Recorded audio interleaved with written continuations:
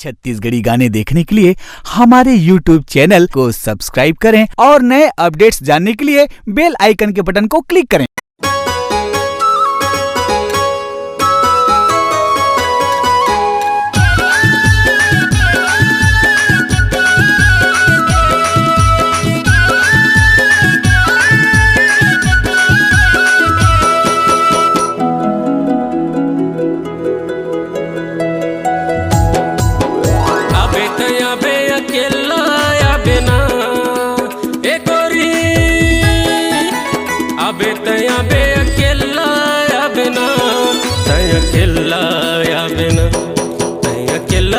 मोर गांजा खली हम तरी साजा तरी कर्मा दरिया गाबो कर्मा दरिया गाबो ना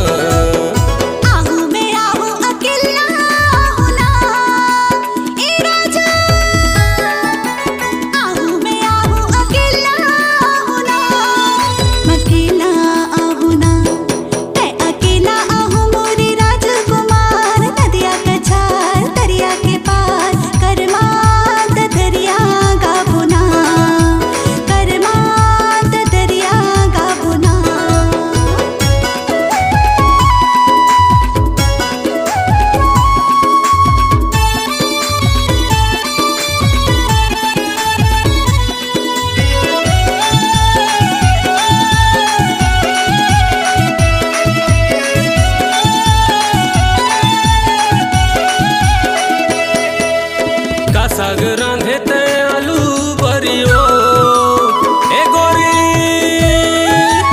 का साग रांधे ते आलू बरियो तोला बाला छलै बैहा हरी हम तरी साजा तरी कर्मा दरिया गाबो कर्मा दरिया गाबो ना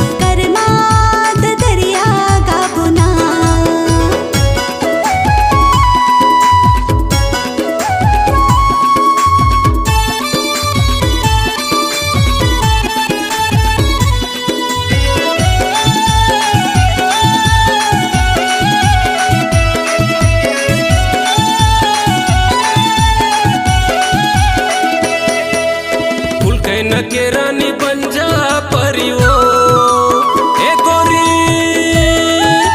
फुल के रानी बन जा परियो तोला बला थले बैहा हरी हम तरी साजा तरी कर्मा दरिया गाबो कर्मा दरिया गाबो ना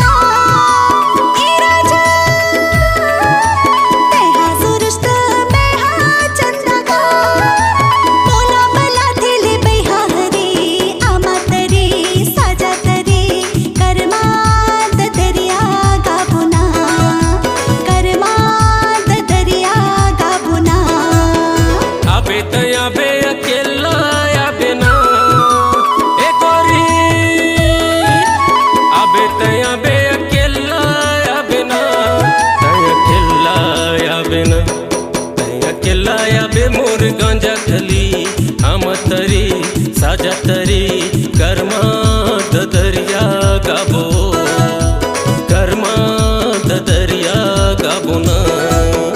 आहू में आहू अकेला आहू ना ए राजा,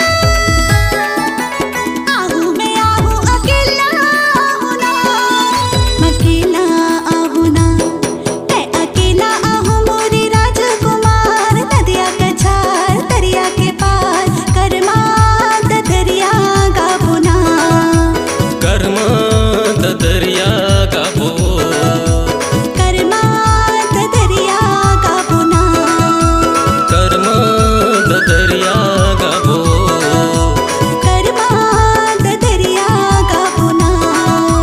कर्मा दरिया गाबो। आपकी आवाज ही आपकी पहचान है।